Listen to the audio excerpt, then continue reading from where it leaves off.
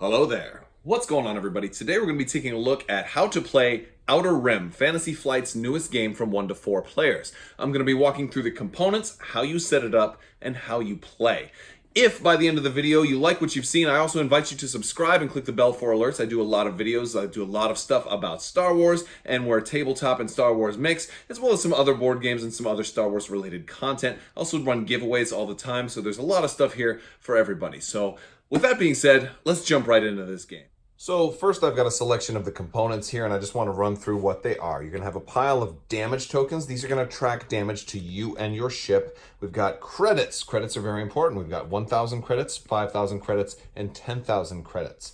We've also got reputation markers. These are going to go on your character board. You're going to get one of each of the 4 of them. And then you've got fame trackers. Everybody's going to get one of these. You're going to have 6 dice. Now these are compatible with X-Wing, but they are going to be used in this game. And if you are interested in gold dice for X-Wing, you can totally swap these, and that's totally legal. But these are fancy dice that come with Outer Rim. And we're also going to have objective token markers, more on those later, as well as character standees for all of the 8 characters that are featured in this game, along with all of their cards.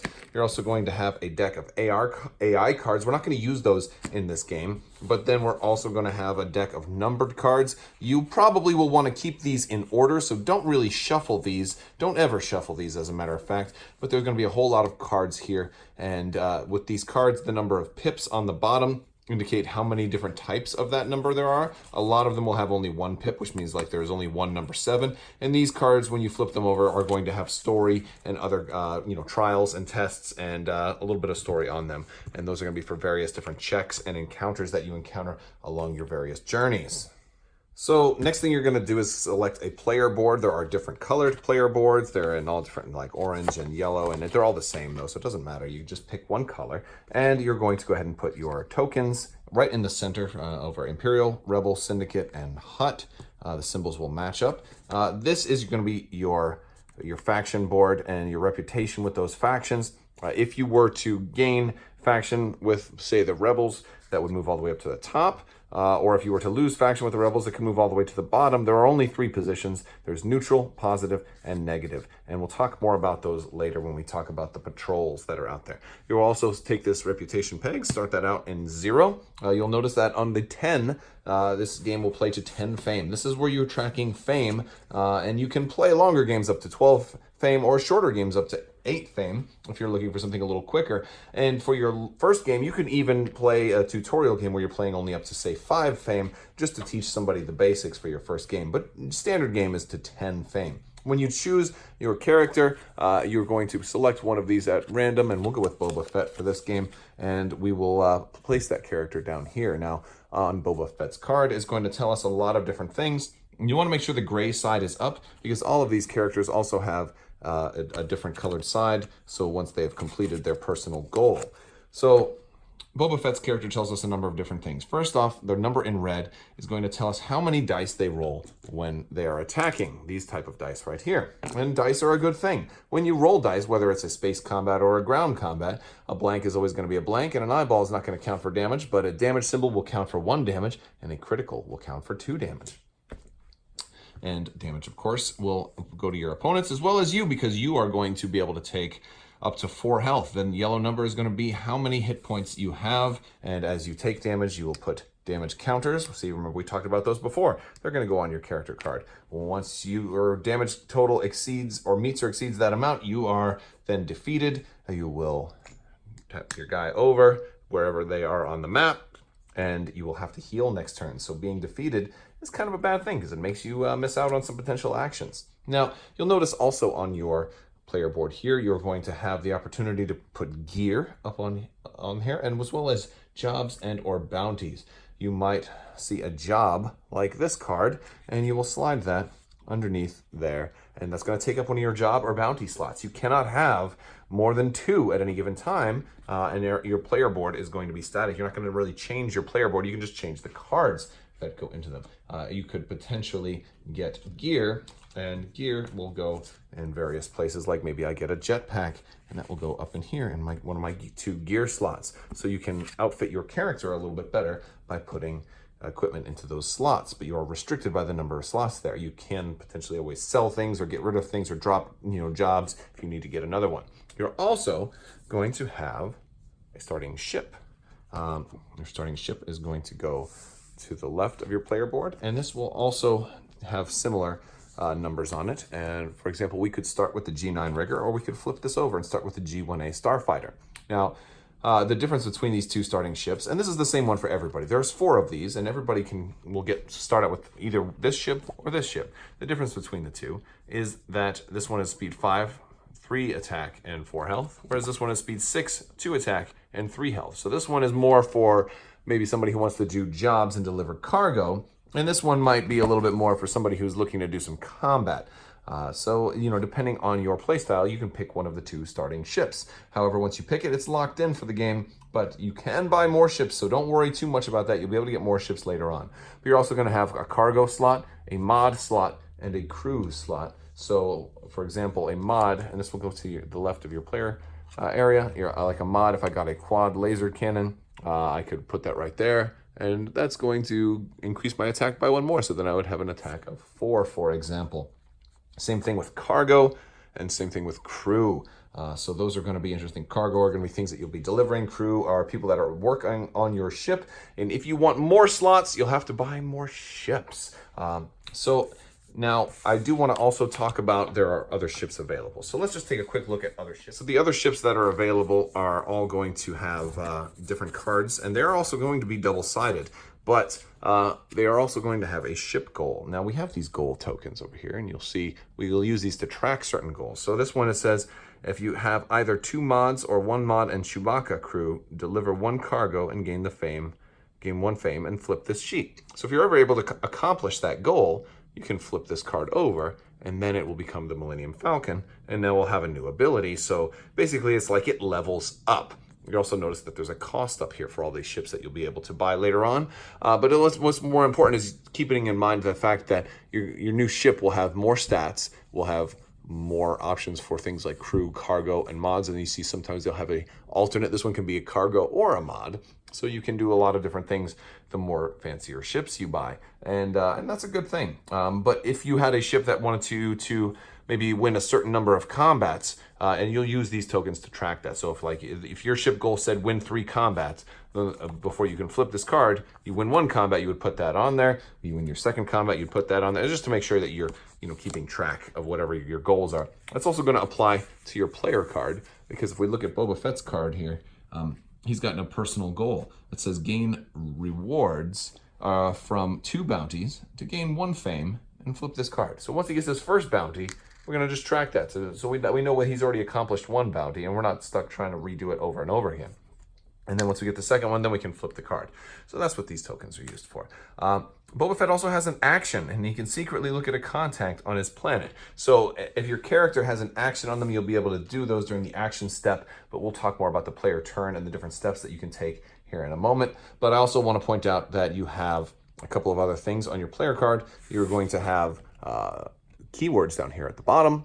For example, Boba Fett has stealth and tactics, and those keywords are really useful for a lot of things. A lot of cards in this game and counters in this game and different things you're going to run into are going to ask you to make tests, make skill checks. So whenever you make a skill check, you're going to see if you have the keywords that are required. So if something might say test tactics, well, since I have tactics, I am skilled in tactics. And so what I'm going to be doing is I'm going to be re-rolling these 2 dice. Now these dice have multiple symbols on them. They have blanks, they have eyeballs, they have some hits, and then they have a crit. So if you are unskilled in something, for example, if I don't have any instances of tactics on my card, I will roll 2 dice, and I will need at least 1 die to have a critical symbol showing. And since there's only a 1 in 8 chance, I have a pretty low chance of passing a skill test for a skill I don't have because I'm unskilled. However, if I do have 1 instance of tactics, for example, and I have to pass tactics, I only need a hit or a crit. So I do not have to have a crit. I can also satisfy that with a hit, and there are multiple hit sides. So I'm more likely to pass a skill check if I have at least 1 instance of that keyword. However, it is also worth pointing out that there are 2 eyeballs on this die, and if I'm able to ever have more than 1 of a particular type of skill. If I were to have maybe a crew that also had tactics, so I had 2 instances of tactics, I could pass, let's say I rolled a blank and an eyeball, that would still be considered passing that skill. So having 2 of a particular skill is very, very helpful. Although usually, for most of the time, 1 of a skill is generally going to be good enough. Additionally, there's some other components to the game. You're going to have all of these different tiles and these end caps, and you're going to basically build the space line like so. And this represents the outer rim of the galaxy. You're going to notice a couple of different things. You're going to notice that there are planets, and then there are also yellow dots, and all of those represent one stop. So if, for example, Boba Fett is on Lothal and wants to move, and he's got a ship that is currently speed 5, he can move 1, 2, 3, 4, 5 spaces. So basically movement is 1 at a time and goes along those means. There are some extra things about movement, so we'll talk about some of the things that will inhibit movement in a little bit later. But this is the way the board is set up, and now you do have the option in advanced games to randomize the board setup, but this is the recommended setup based on starting cards and other things that you're going to be placing our unit, because at the bottom of each unit card, you are also going to get a starting card as well as some hut reputation, or a different reputation for different characters. Some characters don't start out with a change in reputation, but your starting card will also tell you where your character starts on the space line, and that is going to be very important. So now that we're looking at the space line, we can also look at some of the other tokens that are out there. We've got all of these contact tokens. We're going to have yellow contact tokens, green contact tokens, and white, or maybe light, very light gray contact tokens. And these represent different scum and villainy and scoundrels and rogues and villains and people that you will meet out in the outer rim. And these are going to be shuffled and randomized and placed on these different contact places. There are 2 contact spaces on just about every single planet in the outer rim. And so we are going to place them randomly, with the only rule is that you have to put a gray 1 pip on a gray 1 pip. So somebody like the Garindin, who is an Imperial little guy, he's the one who ratted out Luke and Han and Chewie and Obi-Wan Kenobi in episode 4. He could be maybe here because that's a gray 1 pip, but he couldn't be on this planet because this one only has, in Cantonica, only has a spot for a yellow 3 pip and a green 2 pip. And those just represent how difficult that encounter might be to either defeat in combat, or to pass their test, or maybe hire them as crew, or basically to have any type of encounter with them. And we'll run through some examples of that a little bit later. So you will randomize that. You're also going to notice that we're going to have patrols on the edge of the board. And patrols are going to look like this. They're going to potentially move around the board, and they represent the different factions that are out there. You'll notice on the back of your patrol tokens, they have a 1 pip, a 2 pip, a 3 pip, and a 4 pip. And these represent the different factions, and them starting out with sending a little Z95. And if that were to get destroyed, then maybe maybe we got a Star Viper that comes out, and then bigger ships, and then bigger ships. And the stats on here are going to be more relevant once we start talking about combat. So, and we have those for all of the 4 factions. We're also going to have encounter cards placed around the space line. And the reason for these are, if you're on a planet, one of the things you can do is have an encounter. And you'll draw the top card from this deck. And if you are on, the section for Cantonica and Ord Mantell, you will flip this over. And depending on which planet you are on, you will only pay attention to that particular card. So if you're on Cantonica, you might play a dice game, but if you're on Ord Mantell, you might be able to spend 1,000 credits to gain the gear below, and of course that would go on one of your gear slots, and that's a med pack. So having encounters is a way for you to get different things, and also there's a little reminder on here for like Ord Mantell. You can get gear and credits by having an encounter at Ord Mantell, but if you're in Cantonica, you could gamble and also get new crew. So that gives you little helpful hints, and they're going to be different for every player, for every system, and different players may want different ones. For example, on Lothal, you can fight with rebel players and you can get Imperial rewards, or on Mon Calamari, you can get different jobs and some movement abilities as well. So there's different things all over the place. Now, the market deck is another important part, so let's go ahead and take a closer look at the market deck. So as we look at the market decks, we're going to see 6 different decks, and these different decks represent the places where you can buy things if you happen to be on a planet. by doing a market action. A little bit more about that when we talk about the player turn. First up, we're going to have the bounty deck, and this is mostly bounties where you can get new bounties for different characters that are out there. Like maybe you can get a bounty for Saw Gerrera and things like that. You'll notice that they generally cost 0 credits, so you can just take that bounty and go hunt somebody down. We also have a cargo deck here. The cargo deck is a place where you can get cargo to be delivered. And again, these are going to go with your playstyle. Like maybe you'll want to be a bounty hunter. Maybe you'll want to be like a drop off and deliver, like a smuggler, something like that. We also have the job deck, similar to bounties, but if you can get jobs, and this is like a little bit less aggressive, and the jobs often have some type of investment, so they may have a slight cost. All right. Next up, we have the gear and mods deck, and this is going to be gear and mods. So, like, look at that armor for your character, or mods like for your ship, and they're going to be different colors in there. And they all have a different cost, and we're getting more expensive as we get down to the bottom. Here we have the luxury deck, and the luxury deck is a blend of everything, but they're generally top tier or very expensive things to get. Like here we can get stolen jewels that cost 10,000, or we can get Mandalorian armor. So like a variety of various different things. And we're also going to have a ship deck, and this is how we buy our new ships. There are cards here for all of the different ships, and when they come up like this, we'll be able to have an opportunity to buy them. There is also the used ship card that lets us buy any ship with a drawback of it having damage on it, so we can do that as well. Now, I have shown you all the decks, but they're going to flip the top card face up for all of these, and that's the only card in the market that's going to be available. When you do a market action, you will be able to make more of these available than they are, but I'll start with them this way. When you buy a card, you'll take it and flip the next one up, and you'll notice there's some symbols on here, such as this Imperial 4. So when you buy a card, the next one comes up, you will have to resolve the patrol symbol. And what this means is that the Imperial Patrol is going to actually move 4 spaces towards you. Now, there are forks on the board, but you'll have to move it, as long as it's closer towards you than when it started, you'll have to make that move. And you can make any decisions if it has to fork in the road.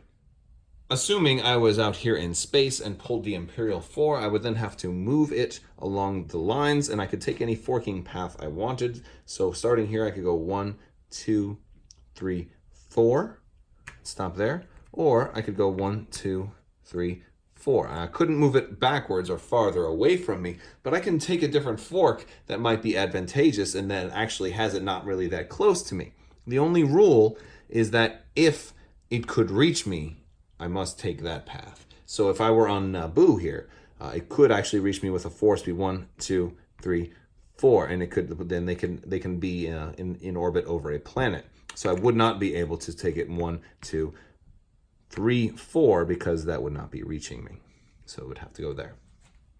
So let's go over starting the game, because the first thing I'm going to do is read the things at the bottom of my card here. So I'm going to be using setup card number 90, and I'm also going to gain a positive hut reputation to begin with. So I will slide that hut reputation up at the top, and we'll go ahead and pull card number 90, and that is going to give us this card here, which says starting planet Ryloth. So I'll go ahead and move my character to Ryloth.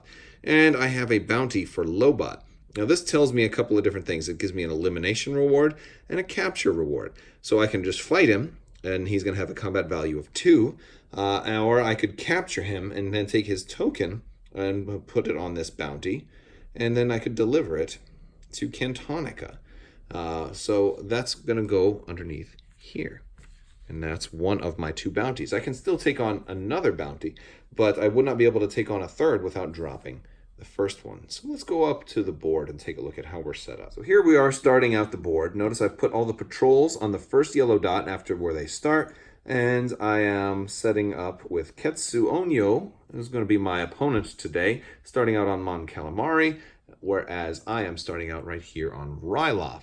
Now, I'm going to go over the player turn a little bit here, because we have these handy-dandy reference cards that are going to talk about the 3 main steps: the planning step, the action step, and the encounter step. And first, I'm going to summarize the most likely thing you're going to do is planning step, you're usually going to move, Action step, you're usually going to do a market action. And then encounter step, you're usually going to have an encounter, whether it's a planet encounter or a contact token. You're going to do one of those two things usually. If you're a bounty hunter or looking for somebody, usually you'll do a contact token. However, if not, you'll usually do a planetary encounter. So usually you want to stop on a planet because you're moving first.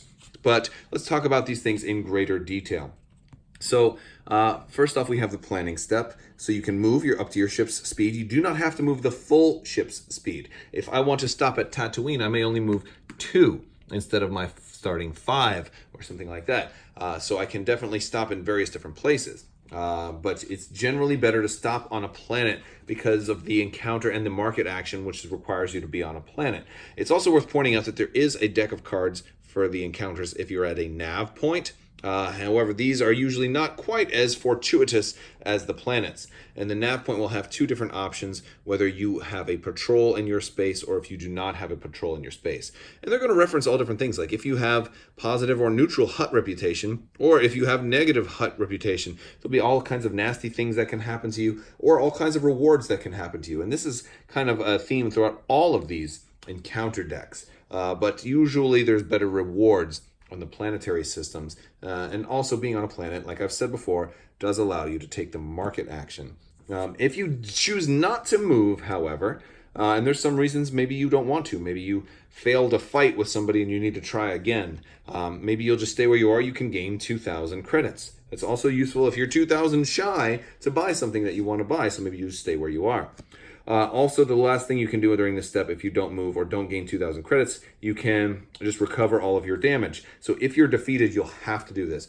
And that means if you have enough damage tokens equal to that yellow health value, either on your player or on your ship, you will have to heal. That means you're defeated and your little guy will be knocked over and you have to stand him up by healing, and that takes up your entire planning step. So, like I said, most of the time you move, but if you're not moving, you can either gain 2,000 or heal. Next up is the action step. Now, the action step is where you can perform any and all of the actions that are available to you. So now these sound great, but they're not all like super beefy actions. First one is you can deliver cargo or bounties. So if you happen to have moved to Tatooine and you had a piece of cargo that needed to be delivered to Tatooine, you could cash that in and earn its rewards. So that's just the part of the deliver. That's why you move first, and then you can deliver your cargo and bounties. And then you can do a market action, or you can trade cards with players in your space. Trading cards is a very nice part of interaction where you can hand over perhaps maybe somebody that's on your crew that the other person has a bounty for. You can kind of hand them over, make them go work for the other person and give them easier access to them. Or if somebody happens to have maybe a blaster that you really want, you can trade that way. And you can also use credits in the trade. However, it is worth pointing out that credits can be traded at any point. Basically, think of galactic PayPal. You can trade credits to somebody regardless of where they are, as long as it's on your turn. So you can make those type of deals with people. Also, as far as making deals, if you're making a deal and part of it can be resolved right away, you must do that right away. And that's kind of the standard for all FFG things. You cannot say like, hey, sell me your plastoid armor and I'll give you 5,000 credits, and then they give you the plastoid armor and you say, haha, I'm keeping the credits. You'd have to do that. But if it's a trade for a future thing, like, hey, I won't try to collect a bounty on Chewbacca if you trade me this thing, and then on the next turn you do try to collect a bounty on Chewbacca, you could totally do that. So during the action step, you can trade, you can deliver your cargo, or you can do the market action. And the market action is the one you'll probably almost always want to do. So let's take a look at how you do a market action. So when we do a market action, we're going to look at the market deck, and we can look at any one of these decks and also consider our credits. Now, I didn't mention this before, but the first player is going to start off the game with 4,000 credits. Second player will start off with 6,000 credits. Third player will start off with 2,000 more, so 8,000. And if there's a fourth player, they'll start off with 10,000. So it's just, you add 2,000 for each extra player that's playing. So you'll have to, maybe look at something here and you can buy something. But if you don't want to buy anything, or you don't like what's there, or maybe you don't want the next person to get what's out there, like maybe Han Solo is playing, and I don't want him to get the modified YT 1300, I can take this top card, put it on the bottom, and then reveal the next card. And there we go. Now it's a fire spray that's out there. Now, if I do something like that, I can still go ahead and buy a card. So maybe I wanted a piece of gear or something from the gear and mods deck, and I didn't like the card that was on top. I can just shuffle this one down to the bottom and then look at the next one and buy it. But I can only do either of those one time. So I can do both or just one. But if I do buy something, I'm also going to have to resolve the patrol action that comes up on the next one. Now, not every single card has a patrol action. So if you'll notice, this particular crew card is one of those instances where patrols don't move. But it's important knowing that this is primarily the way that patrols will move around. And patrols are going to be really interesting. So let's talk about patrols. So let's say we have a rebel patrol, and this is a little Y-Wing that's here in between Mon Calamari and Lothal. And Ketsu Onyo has some goods to deliver to Lothal. Maybe she's doing a little bit of smuggling.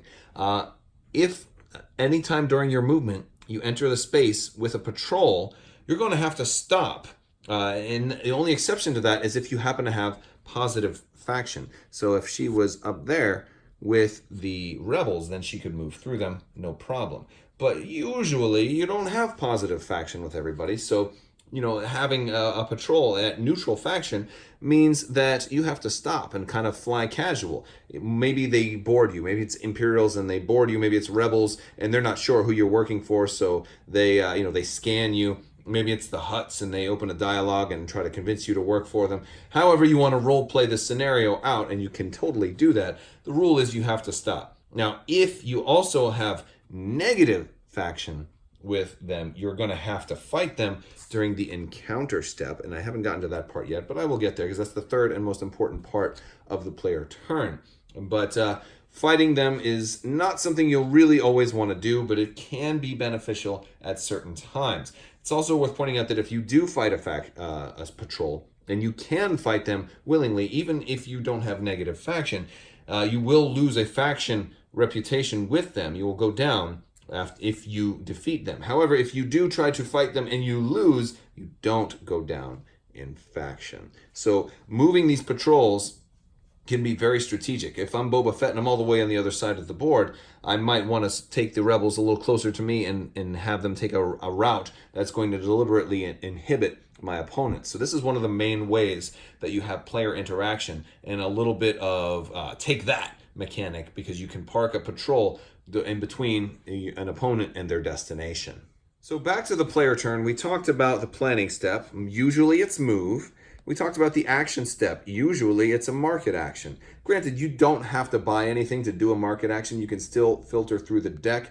I do want to specify that the only time you will actually be moving a patrol is after a purchase, after somebody takes a card. So if you just put one on the bottom, that doesn't trigger a patrol move. And then let's talk about the encounter step, because this one you're only going to choose one. But before I do that, I also want to say that on the action step, this is the time you can also perform actions that are listed on cards. So, for example, Boba Fett could take a sneak peek at one of the contact tokens on the planet he's on, and that kind of helps him find out if his bounty is on this planet. And that's going to be important because the encounter step, one of the things you can do is resolve a contact token. So Boba Fett, who's up here, might want to say, hey, you know what? I'm looking for somebody who's green. So let's go ahead and resolve this contact token. So you can take this contact token, flip it over, and that's Boshek, and that's going to be card number 6. So we'll pull out card number 6, and let's go ahead and do it just for some minor spoiler warning. I'm going to read card number 6. Hopefully it's not too much of a story spoiler for you. It's not exactly a narrative game, but here's the card. So we would get this card, and it will say, "Don't say smuggler," says the Corellian. "I prefer freelance pilot for hire. Speaking of, are you hiring? You may spend 2,000 credits to gain the crew below and discard Boshek's token." And you can do that. You can hire him. And see, this was one that turns out you didn't have to fight him. Nothing bad happened. And then what will happen is you'll have him. He'll go under your ship on one of your crew slots. Or if you don't have a crew slot, you can get rid of one and put him on there. And he's going to give you the piloting skill. Crew is one of the primary ways you get new skills. if you do not roll a hit, and he also has an extra ability. A lot of crew will have bonus abilities. So if you don't roll a hit when delivering illegal cargo, you may re-roll your die. So delivering illegal cargo will oftentimes have you perform some type of skill check. So he's going to give you a fancier, a better way to pass those skill checks because he is a smuggler, although he does not prefer that term. And so that's what happened. Now, you don't have to buy Boshek in this case. You don't always have to. A lot of times it will give you a choice on how you want to proceed. Now, in the case that you do not purchase Boshek, well, he will just stay right there. So you will leave his contact token resolved, and he'll stay face up there on that planet. And now everybody knows that Boshek is on Ryloth because that's planet Ryloth. Now, if you had a bounty for him, let's say let's see, I'm gonna cheat a little bit here and jump to where Lobot is. I'm gonna find Lobot. Lobot is over here on Tatooine. So let's say I moved to Tatooine and I revealed Lobot and I did an encounter with him.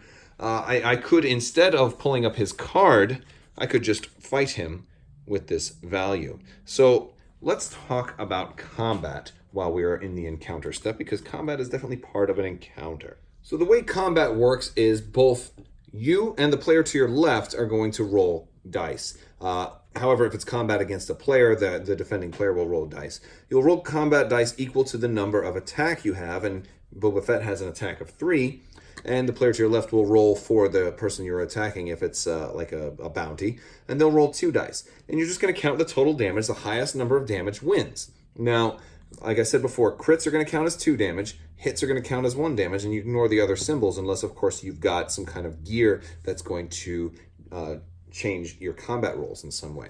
So, assuming, let's say, Lobot rolls a hit and an eyeball, and Boba Fett rolls an eyeball, a hit, and a crit, that would mean I have 3 damage compared to Lobot's 1. That means I win, and I defeat Lobot, and I can either kill him or take him on board. Now, if I kill him, I'll get the reward, the elimination reward, right away, which in this case would be 5,001 fame. And then I could certainly move my fame up. And, oh, look at that. I gained one of those bounties. So now I can also mark my board with one step closer to my personal goal. And of course, once I do that, I'll be able to flip this card. But I could just take him prisoner by putting the token here. Now, that means I have him in my cargo hold, and I can deliver him. Now, why would you want to kill him as opposed to deliver him? Well, deliver him means I am going to have to go to Cantonica to turn him in, so that's going to take me out of my way. It also means I don't get rid of this job or bounty card until I do so. So once that happens, if I want to take a whole nother trip, I can get a better reward. But if I just need the fame right now, maybe I'm at 9 fame, I might just kill him, gain the fame, and, win the game. Or if I wanted to go a different direction, like I didn't want to travel halfway across the galaxy, I might just kill him because turning him in might be too far. If somebody happens to be very close to where you need to turn them in, a lot of times you'll just keep them captured and take them to where they need to go. But if they're really, really far away, a lot of times you may just eliminate them. Now, space combat is going to work virtually the same way. You're going to roll dice equal to your attack value against the patrol's value. So, for example, if you wanted to do an encounter with a patrol, you could fight them if you were in the same spot as them. That would usually be on a nav point, but sometimes at a planet.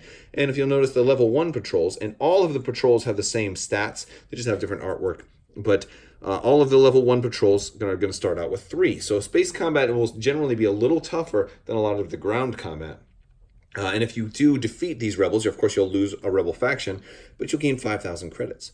Now what that also means is when you do defeat a patrol, then it means the 2-pip comes out. So now an X-Wing is going to enter the board. And they will start on that first space line, the first pip after their space line. Now, the level 2 patrol is going to be harder. Notice they roll 5 dice. So it's going to be a lot harder for you to defeat a level 2 patrol. I also want to point out that if you do win the combat, you still suffer damage for every damage they rolled. So in the case where I fought Lobot and he only rolled 1 damage, I won't have to take 1 damage. So you can't just go on a fighting streak without ever healing. Sooner or later, you're going to have to heal. So that's something else that's important. Now, you you will then go on to fight an X-Wing. If you can defeat the X-Wing, you don't gain 5,000 gold. You're going to gain a fame. So now, these Layer 2 and Level 3 patrols are offering you extra ways to get fame. If you do kill the X-Wing, then a Level 3 patrol is going to come out. And in this case, that's a Corellian Corvette. They're going to roll 6 dice. They're going to be really hard to defeat. And they don't retain damage. So if you roll 3 damage on them and they roll only 1 damage or they roll 4 damage on you, they win, but they don't keep 3 damage. So you have to defeat them all in one shot, which is really a pain in the butt. And then if you are so lucky to defeat them, then all of a sudden we've got the level 4 patrol that comes out, and they have no attack value. They automatically win all the time. You cannot beat them. All you can do is run and hope that you can earn some rebel factions so you're not forced to fight them all of the time. And that is this exact same formula for all of the factions with their patrols. They all have a level 1, a 2, a 3, and a 4 with the exact same stats, just different artwork and a little bit different flavor. So that's kind of a nice little aspect of the game. So we talked about 2 of the things you can do during the encounter step. Again, you can only choose one. We talked about fighting a patrol, and we also talked about resolving a contact token. But I don't really go into resolving an encounter card that much. For example, if you were on Cantonica or Ord Mantell, you could flip this over and then do what it says here. This one is you may test strength. If you pass, gain 3,000. If you fail, your character suffers a damage. So it's kind of a standard, like a way that you can either gain money or suffer. So but you never know what it's going to ask you to test.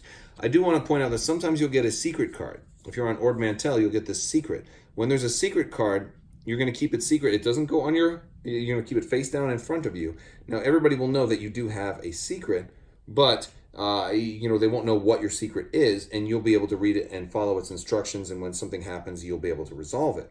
Now, I do want to point out that you can have multiple secrets, but if you are ever defeated, like if you take damage equal to your yellow hull value, if you're ever defeated and your little character tips over, you also have to discard all of your secrets. Now, when you discard cards like these, they go to the bottom of their pile. So that's another reason why you don't necessarily want to be defeated. You might consider healing before you're defeated if you've got secrets that you don't want to lose. Secrets, one thing I didn't mention before, is you also lose 3,000 credits if you are defeated. So even more reason to go ahead and heal. 2 more things I wanted to talk about. One is this red space here next to Kessel. If you've seen Solo: A Star Wars Story, you'll recognize this as the Maelstrom, and this is a space that you just cannot simply pass through. If you ever move here on your turn, you have to end your movement there, and you have to resolve a Maelstrom card, and those are going to be some pretty nasty stuff, but if you're able to beat them, you can get an additional turn. So you'll have to immediately do that, and it's like basically trying to make the Kessel run, and there is actually a job to make the Kessel run that involves going through there. So it's very challenging. It's something you definitely don't want to do until you have acquired lots of crew and or extra keywords to pass different checks, maybe have a better ship to try to get through there. Another thing that can happen is if you find yourself in the same spot as a patrol that you happen to have negative reputation with, and you are outclassed, maybe you can't defeat them, your all is not lost. You will not be stuck there forever, because you could always move out of a spot with a patrol. It's just you can't. It's when you move into a spot with a patrol, you can't go ahead and keep moving. You have to stop there. But also, if you do a combat against them and then you lose that patrol, you'll be able to move that patrol 1 space in any direction of your choice. So it kind of gives you sometimes you might actually want to lose a combat on purpose just to move that patrol 1 space to block your other person. It also gives you a way to move in the future, so you're not stuck dealing with them. For example, if you're on a planet, if I'm on Lothal here and they're there, and I need to check out this little token that's on Lothal and see, oh, look at that, it was a Black Sun agent. If I wanted to go ahead and do that, but I had negative faction with that patrol, I wouldn't be able to do that, because for my encounter step, again, step 3, I would be forced to fight them. So if I lose the first time, I can move them somewhere else, and hopefully they do not continue to harass me. And of course, I could always just not buy something during the marketplace step during my next turn, so I wouldn't end up accidentally pulling a card with Rebel Patrol and having them move on to me. So after you do all 3 steps, your planning, your action, and your encounter, again, most times it's going to be move, market, action, and then one of the encounters, whether it's a contact token or an encounter card. After you do all 3 of those, your turn is going to end, and the next player's turn is going to go. And you're just going to keep going around and around until somebody hits 10 fame, or whatever the fame amount is you decided to play until. Now, it's worth pointing out that combat isn't necessarily the best way. You cannot win the game by only doing space combat. That's just a supplemental way, because there are only the 2 and 3 patrols that have the actual fame in there, and there's only 8 of those in the game. So at most you can get 8 fame if you are able to blow up every ship on the board. So you're going to have to probably do a combination of strategies, whether it's a little bit of cargo, a little bit of bounties, a little bit of space combat, or a little bit of jobs. You're going to have to run into different things like that that are going to give you alternate fame. And so the best strategy usually involves picking maybe 2 different areas that you can progress in. And that is basically how you play the game. If you are going for a combat, like whether it's bounties or space combat, I didn't mention before that, but the attacker is going to win any ties. So if you each have 3, you will also, you will be the winner as long as you were the attacker. So another interesting thing I wanted to talk about as far as bounties are concerned, you may find games where multiple players all pick different bounty hunter characters or kind of take on a bounty hunter theme. It is very common in a 4-player game to at least have 2 bounty hunters, if not more. So with that being said, it is very likely you will find somebody who, does an encounter. Let's say I have an encounter for Lobot. Somebody else encounters Lobot and gains him as a crew through actually meeting him, resolving his card number, and they end up going over here and working on his on that other person's ship, his or her ship. And that is where an interesting part of player interaction becomes. You can land on the same planet that they are on, and you can actually attempt, to resolve an encounter token against them. You can try to basically fight them and capture them while they're on somebody else's ship. So think of, you're all parked in the space dock, and you walk over to their ship and pick a fight with Lobot, who's just sitting there minding his own business repairing the ship's computer. So in the event that happens, the player who has Lobot on his crew has a choice to make, because they can either let you fight Lobot, and of course he would have the value of 2, or let's say it was our man IG-88 who liked Lobot because he was good on working on droids. IG-88 might just say, you know what? No, you'll fight me instead. So you can basically have the other person fight you, and now all of a sudden you're having direct player versus player combat. And that's a way that player versus player combat really comes into play in this game, because you are going to, potentially defend your crew. Now, you can always make deals with people. You can say, look, you know what? Maybe I've got IG-88, maybe I've got some gear, I've got extra attack and some armor, and I'm much more of a threat, and I could easily stop you. But maybe I say, all right, if you give me 5,000 credits, I won't step in. I'll let you fight Lobot on his own. You can make those kind of deals, but that's where you can really get into the player interaction and even the role play and the fun aspect of it. So I think that's a really cool thing about this game, is that it's not heavily player interactive, but this is one of those ways where it's definitely going to have the thematic interaction of kind of a captain stepping in to defend his or her crew. So I hope you liked the video for Outer Rim. If I missed anything, or if you have any questions, feel free to leave them down in the description below, and I'll do my best to answer. I want to thank you so much for watching this. Hopefully I've earned your subscription. Keep in mind, I do run giveaways a lot, and those are exclusive to subscribers, so click that subscribe button if you like. I've got a lot more Star Wars gaming news for you guys, and a lot of Star Wars news. Celebration dropped a lot of stuff on us, so it's going to be a really good year to be a Star Wars fan. I want to thank you all so much for watching, and as always, have a great day.